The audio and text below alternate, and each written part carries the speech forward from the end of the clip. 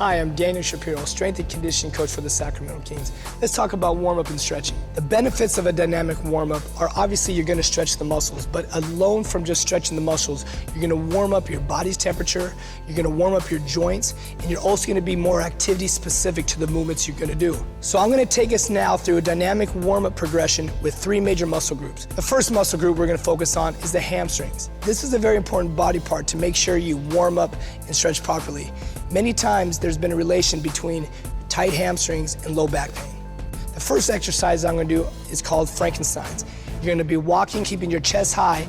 You wanna extend your left toe and have your right fingertip try to match it. You wanna meet halfway. You wanna try to do the exercise without dropping your chest or having to bend your knee. So the higher your chest and the straighter your leg, the better. You'll just walk, alternating hands and toes all the way down. That will stretch and activate your hamstring. The last exercise you'll do is what's called a B-skip. So what you're doing, similar to a regular skip, but you want a high knee, extend the foot, and then paw the floor. Let's talk quadriceps. This dynamic stretch I'm going to show you is called a quad walk. You're simply going to balance on one foot, grab your other ankle with your hand, and lean into a quad stretch. As you're leaning into the quad stretch, pull that leg back. You actually will get some of your hip flexor as well. Then you want to step down with that foot, kick up your other heel, grab it with your other hand, and perform the same thing on the other side.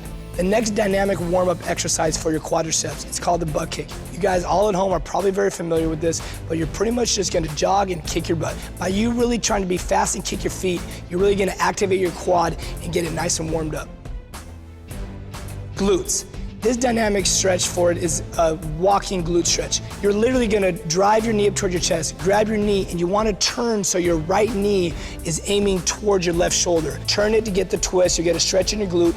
Right there, that would be a walking glute stretch. The next dynamic warm-up exercise for your glutes is a little more basketball specific. It's called a squatted defensive slide. So what you want to do is with your feet facing forward and your feet about shoulder width apart, you want to drop your butt down, keep your chest high, and you want defensive slide slow and with big movements. Drive with your knee. You don't want to reach with your foot. Reach with your knee and your hip. By you leading with your knee and your hip, you're actually activating the glute more. So however many defensive slides you do going in one direction, you want to stop, pivot, and do the same amount of reps in the other way to activate both glutes.